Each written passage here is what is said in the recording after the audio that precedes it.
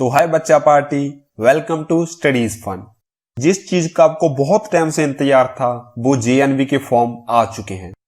तो आज हम आपको बताएंगे कि आपने फॉर्म किस तरह से फिल करना है और वो कौन कौन सी गलतियां हैं जिससे आपको बचना है। तो सबसे पहले हमने नवोदय की ऑफिशियल वेबसाइट पर जाना है, वो है nvs.org। तो सबसे पहला लिंक आएगा navodaya.gov.in, उस पर क्लिक करना है। इसके बाद हमारे पास ये दो लिंक हैं, रेड वाले पर हमने क्लिक करना है, click here to apply online.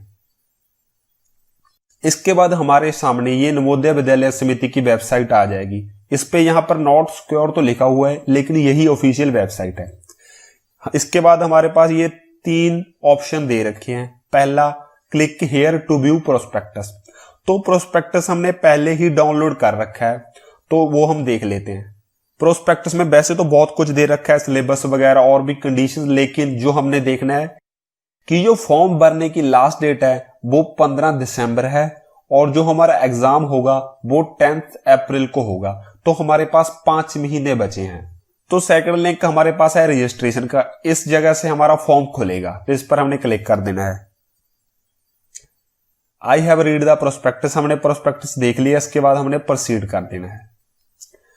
तो अब हमारे पास ये फॉर्म खुल के आ गया, जो है जेएनवी का फॉर्म। सबसे पहला पॉइंट है सर्टिफिकेट टू बी अपलोडेड। यहां पे क्लिक करने के बाद एक सर्टिफिकेट डाउनलोड होगा, हमने वो सर्टिफिकेट को फिल करना है।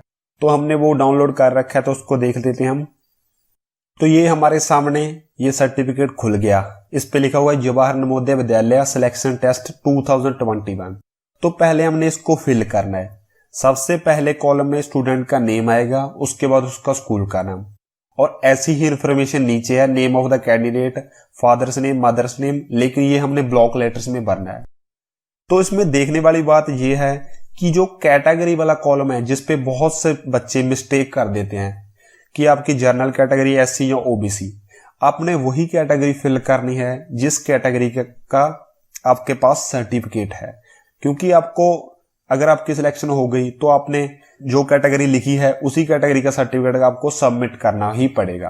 तो जिस कैटेगरी का आपके पास सर्टिफिकेट है वही कैटेगरी फिल करनी है, क्योंकि कैटेगरी के हिसाब से कोटा होता है एडमिशन के लिए। उसके बाद हमारा जो इंपॉर्टेंट बात आ जाती है वो आ जाती है हमारी 3rd, 4th और 5th क्लास की डिटेल्स के बारे में, कि आपका जो स्कूल है जिससे आपने 3rd, 4th और 5th की है वो गवर्नमेंट होना चाहिए या गवर्नमेंट एडेड या गवर्नमेंट रिकॉग्नाइज्ड। हर एक प्राइवेट स्कूल वाले को जेएनवी में एडमिशन नहीं मिलती। इसके बाद आ जाता है हमारा स्कूल लोकेशन, कि आपका जो स्कूल है 3rd, 4th और 5th जहां से आपने की है वो रूरल एरिया में है या अर्बन एरिया में। इनकी इंस्ट्रक्शन के हिसाब से अगर आपने एक भी क्लास कहीं अर्बन एरिया में की है तो आप अर्बन की कैटेगरी में ही आएंगे, क्योंकि आपकी रूरल और अर्बन की जगह के हिसाब से भी कोटा होता है कि 75% सीट्स जो रहती हैं वो रूरल एरिया के लिए रहती हैं और 25 अर्बन के लिए। तो आपने ये डिटेल बहुत ही ध्यान से भरनी है। और इसके बाद आपके सिग्नेचर और आपके पेरेंट्स के सिग्नेचर इस पर करने हैं और इसको एक डॉक्यूमेंट फाइल बनाकर आपने अपलोड करना होगा। इसके बाद हम फिर अपने फॉर्म पे जाते हैं।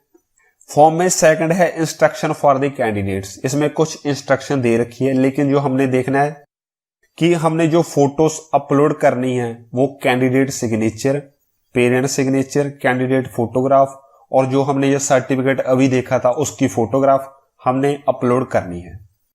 तो नीचे हम देख लेते हैं फॉर्म में क्या क्या चीजें हैं। पहला हमारा पर्सनल डिटेल्स।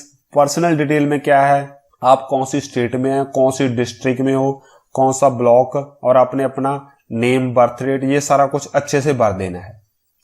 सेकंड है हमारे पास कम्युनिकेशन डिटेल्स। इसमें आपने एड्रेस भरना है, आपने वही एड्रेस भरना है जो आपके आधार कार्ड पे है, आपका पिन कोड, और आपने नंबर देना है जो नंबर आपके पास चल रहा होगा, क्योंकि इस नंबर पर ही वो आपको रजिस्ट्रेशन नंबर और आपका पासवर्ड सेंड करेंगे।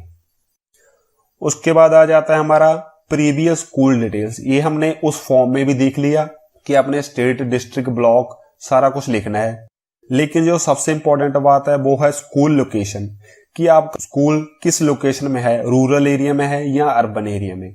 एक भी क्लास आपने अर्बन एरिया में की है तो आपका अर्बन एरिया ही कंसिडर्ड होगा। तो नेक्स्ट सेक्शन आ जाता है अपलोड्स का। पहले हमें अपनी इमेज को अपलोड करना है, फिर अपने सिग्नेचर, फिर पेरेंट्स के सिग्नेचर और लास्ट में जो हमने सर्टिफिकेट फिल किया था। और इनके साइज भी दे रखे हैं कि ये जो पहले फर्स्ट 3 है ये 10 से लेके 100 KB तक होना चाहिए और लास्ट वाला 300 KB तक। तो आप क्या कर सकते हो, आप अडोब स्कैनर से या कैम स्कैनर से इन सर्टिफिकेट को स्कैन करके अपलोड कर सकते हो। तो इसके बाद आपने सबमिट कर देना है। सबमिट करने के बाद एक बार हमारे पास एडिट करने का ऑप्शन आएगा। आपने पहले इंफॉर्मेशन देख लेनी है कि सारा कुछ सही है और फाइनली आपने फाइनल सबमिट कर देना है, तो आपका फॉर्म फिल हो जाएगा। तो अगर आपको पता चल गया कि आपने कैसे फॉर्म भरना है तो आप खुद भर सकते हो। लेकिन अगर आपको कोई प्रॉब्लम आ रही हो फोटोज स्कैन करने में या आपको नहीं पता चल रहा कि कैसे रूरल कैसे अर्बन फिल करना है, तो आप अपने स्कूल टीचर से या किसी नेट कैफे वाले से कांटेक्ट कर सकते, क्योंकि एक बार अगर आपका फॉर्म फिल हो गया तो यही फाइनल रहेगा। और उसके बाद अगर आपका पेपर क्लियर होता है तो आपने यही सारे डॉक्यूमेंट्स ENV में सबमिट करने होंगे। अगर ये मैच नहीं हुए तो प्रॉब्लम हो सकती है, आपकी एडमिशन तक कैंसिल हो सकती है। तो अगर आपको ये इन्फॉर्मेशन अच्छी लगी तो अपने चैनल स्टडीज फन को सब्सक्राइब करो। मैं मैथ से रिलेटेड वीडियोस अपने चैनल पे डालता रहता हूं। At last, thanks for watching.